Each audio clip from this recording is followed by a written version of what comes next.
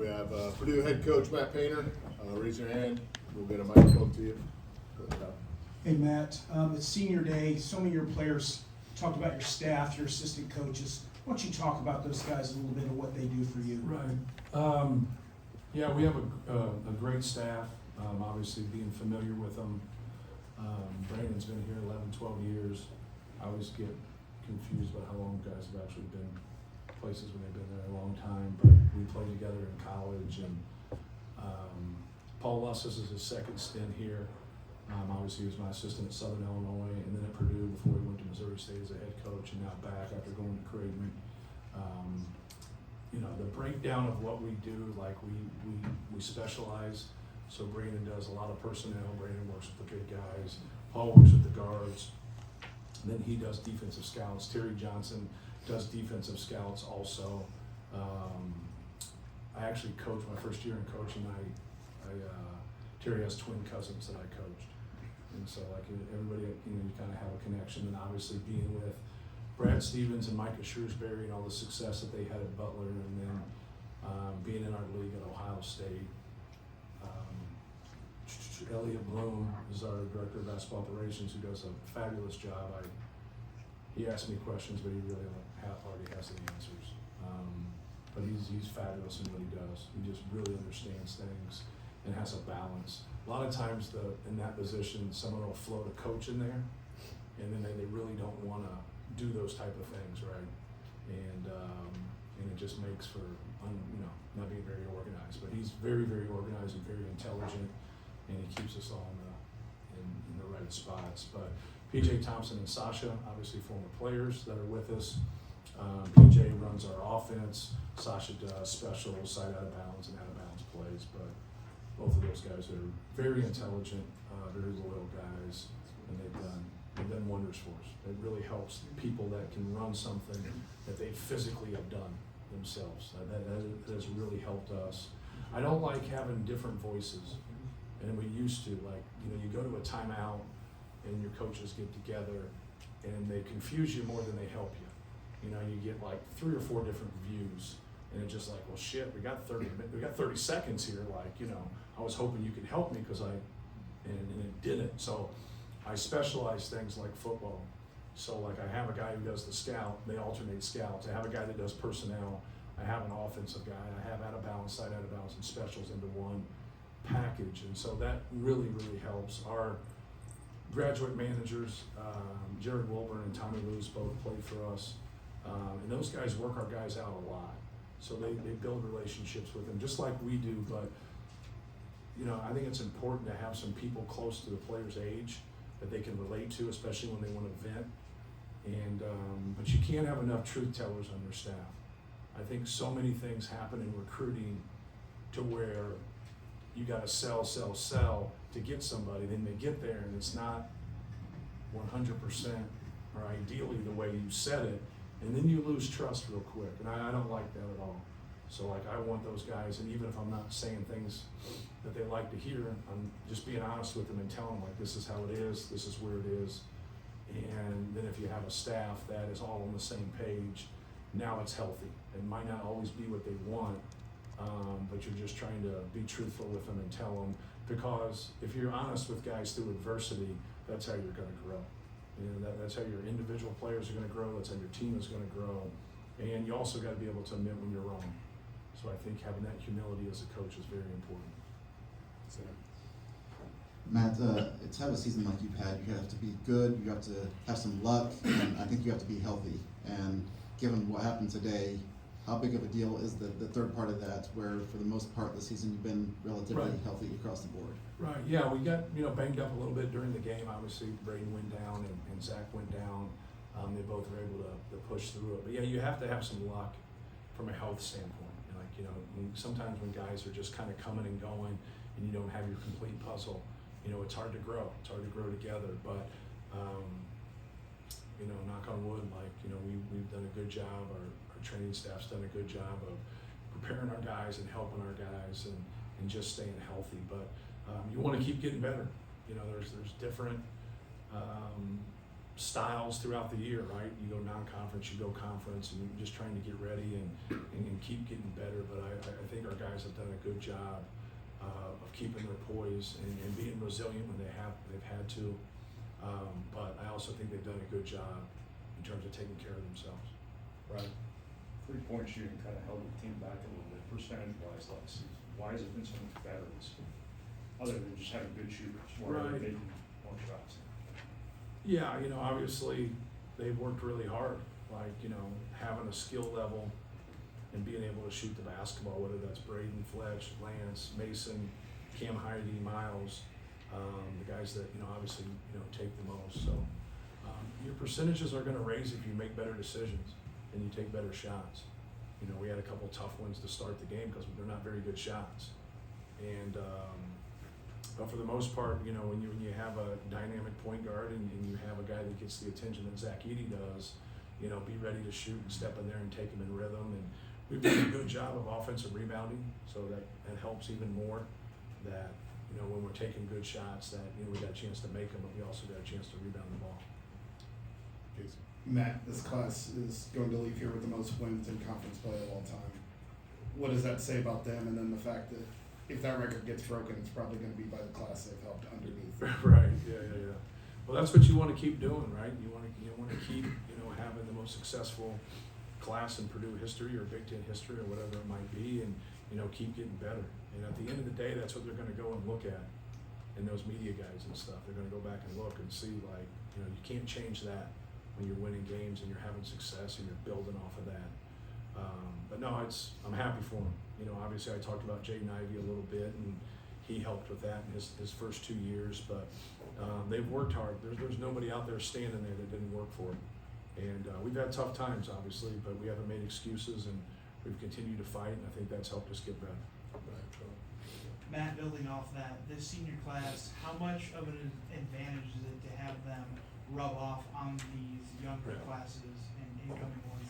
Yeah, it's so important, just kind of teaching, guys the ropes and understanding there's no quick fix.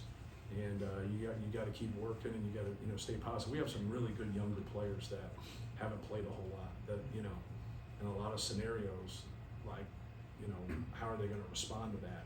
But they see the end result of getting your degree from Purdue, improving, getting better. There's nobody out there standing that hasn't improved here. Like, they've all gotten better, but we've also kept things in check. We've had a good balance, and I think that's what you have to have. You have to have a good balance of those guys getting their education and improving, as basketball players collectively, because it's such we have such an individual landscape. If you go and watch international basketball, FIBA basketball, their togetherness, they practice more together at young ages. We put teams together and practice for 2 to 3 weeks and go and play in games. Like, if you're the best player, in Croatia as a 13, 14-year-old, you go with the other best players and you train and you live with them, and it's a little different because our education is lined with our athletics, where theirs isn't. Their athletics is in club sport. And so, like, when you see that and you see that togetherness, like, that's so important, and that's what we get when we come to college. Whereas now the portals come in there, and now that's going to upset the apple cart a little bit, because you have so much movement. You have people leaving AAU teams, you have people leaving college teams, you have people leaving. Well, if you never stay in one place for very long, how can you grow? How can you get better? People say, well, they have the right to do that. And there's got to become some point where the people that are in charge, or the people that have those decisions to make, that they look at it like, well, why don't we do what's best for somebody instead of what we want to do? Like, think about growing up with your parents and you got to do whatever the hell you wanted to do instead of them telling you things or whatever. Like, would you be sitting here? I know I wouldn't. I'd be pulling on Tuesday in Muncie, Indiana, and playing slow pitch softball. Like, they just, like, and it's a joke, but it's also true. I just wouldn't. If you allowed me to do what I wanted to do when I was 18, 19, 20 years old, I mean, it would have been hell. Just because you constantly are on an emotional whim just to do what you feel like you should be doing, instead of someone saying, no, you're not doing that. This is what's best for you. And then you start to speak and they tell you to shut up, and then you end up doing it, and then 15 years later, you don't think your old man's a fool, right? That's the way it works. Mike? right there with you. I saw some head nods, I saw some. Yeah, you think your old man's a dipshit when you're 17 and you turn 34 and you're like, you know what, he's not quite the dipshit that I thought. But I would love to bowl with you on Tuesday. Oh, hey, I had me a 185 last time. 2 plays from this game, the Yeah. Coleman steal that led to Fletcher's 3 Yeah. there, and then Caleb's 3-pointer Right. from the corner. It was big. Just as you now get into the postseason, do those plays become difference makers and they magnify a little bit? Yeah, because they've just loaded up on you. They've just made the decision like, okay, you're not gonna beat us right here. So they covered down ball side with somebody who's shooting in the 40s, you know, and he makes around 2 threes a game. So like, that was a big, you know, I think he wanted him to go on the dribble, and he didn't, and he just kind of overdid it, and Zach made a good pass.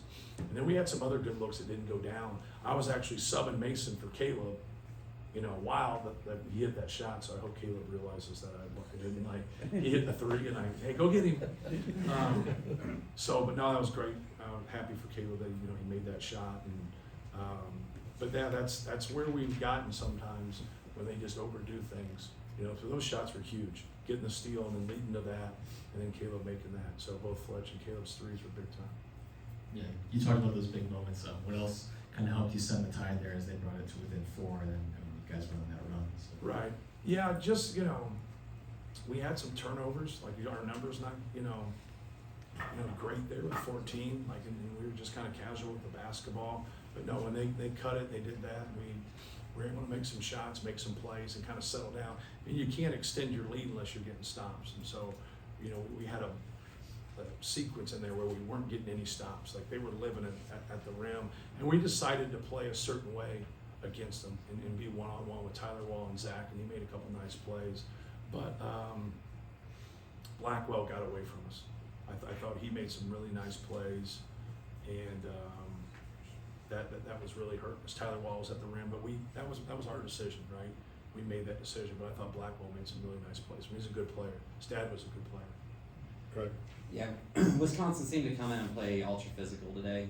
How do you get your team to play through that and kind of not get frustrated with that added physicality? Yeah, that's just part of major college basketball. Like, you know, you got to be able to be physical without fouling, but you also got to embrace it. Like, don't look at it like it's anything different. Like, you know, expect it. And I thought we were good. I thought we had a couple stretches there where we gave up too many offensive rebounds, and I didn't think we were physical with our box outs. But you have to be careful, like chucking people and on cutters and things like that. You got to, you know, try to beat them to spots and be physical and not let them get those post ups or not let that get clean. Even if they end up getting it, just that resistance will push them out a little further than they want to be.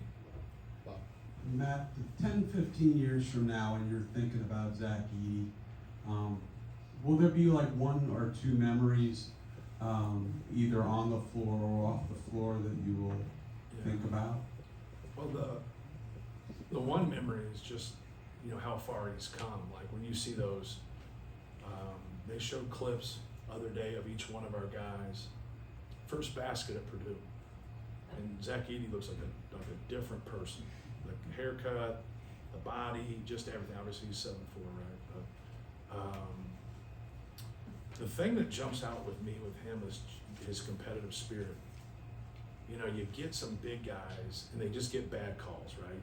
Every big guy, you don't understand like how many times I've went to see a big guy play in high school, you know, 2 quick whistles, he's in foul trouble, and then now he's tentative, and rightfully so, right? He wants to stay in the game. And so it forces those guys to be pretty tentative, and he's not. You know, just his competitive spirit, man. He plays hard, he wants to win. And the other thing that'll jump out is, you know, he didn't get recruited very hard. So like, he doesn't look at himself that way, which really allows you to be selfless, especially when it comes to passing. You know, he was a terrible passer when he got here, and now he's a great passer, but he's always been a willing passer.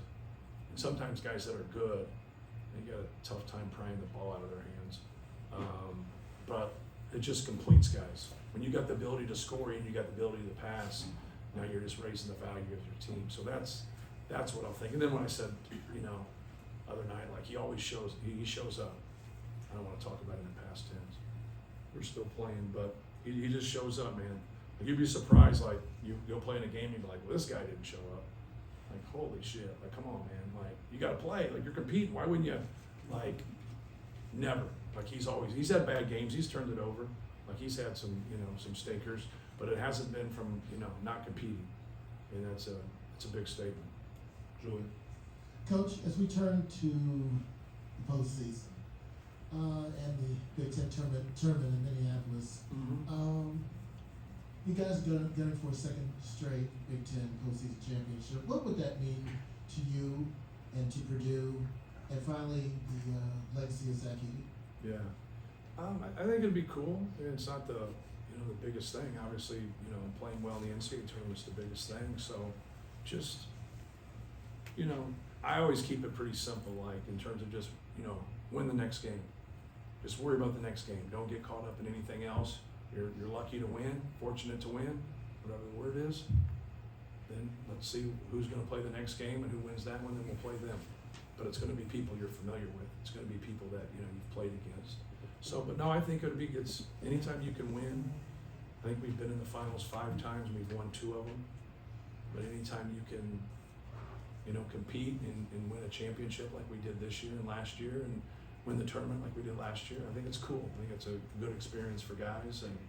But I think Zach Edey's legacy is going to be, just through his development, his overall success, and the success of our program. Like, he's the most successful class we've had here. So it speaks volumes. We've had the most wins in the Big Ten in the last 10 years. So I think that sometimes that gets brushed to the side at Purdue, but it doesn't get brushed to the side by the people we compete against. They know. So I don't think we resonate with everybody nationally. I don't think we resonate with everybody within the Midwest, but we resonate with the people we compete against. Where does he fit, Coach, as far as the pantheon of players that have been at Purdue, from the Joe Barry Carrolls to the big dogs, and you are a teammate of? Where does he fit in that? Well, he's definitely in there. He's our all-time leading rebounder, and he's going to be our all-time leading scorer. He's in the most successful class. He's won 2 Big Ten championships, so he's been to a Sweet 16. So I think that's the next step for him. For me, for us, is to do better in the NCAA tournament, right? It's a hard thing to do because everybody earns their way into that one. But no, he's great. But I'm proud of him because he's become a passer, and that's going to help him professionally. And he's a much better defensive player. He's a two-way player. He's one of the top defensive players in our league. He changes things out there. He gets scored on here and there, but he changes things. They gotta deal with him on both ends. Sam and then Brian. Thank you. And I think something that gets lost is that Zach actually reclassified, and then wasn't probably your option number 1. Mm-hmm. It's funny how things work out, but he gets here with basically no high school stats to speak of. Right. How much do you pinch yourself that, like, I know you guys developed him and he Right. had to buy in, but the way this worked out, you can have imagined, not recruiting that guy now looking back. Right. Yeah, when he reclassed, we had lost out on 2 guys. So the guys we lost out on was Hunter Dickinson and Ryan Kalkbrenner. Those were the 2 guys. But when Ryan and Hunter told us no, he hadn't reclassed yet. So he wasn't in that class. But that is his class. In Canada, everybody normally goes 5 years. So it's just normal. So when he made the shift from Canada to go to IMG, he's like, and he wasn't a player at the time, so he's like, I need more time. But then he started getting, some attention, and with that, so, things turn out, it can go against you sometimes. You just think like, hey man, like this guy here is the guy, right? And then you get him and he's not the guy. Then you take somebody and you're like, I'm not sure, and they end up being a pretty good player. So like, if you just keep working hard, and because you're going to make mistakes in recruiting, and then you're going to get a gym like that, and it's just one of those deals where you just got to keep working at it, and if it works out great, if it doesn't, and you got to obviously make better, more good decisions than bad decisions, right? So you got 13 scholarships, and if you can be right about 70% of the time, you're in business. But you got transfers, you got injuries, you got different things.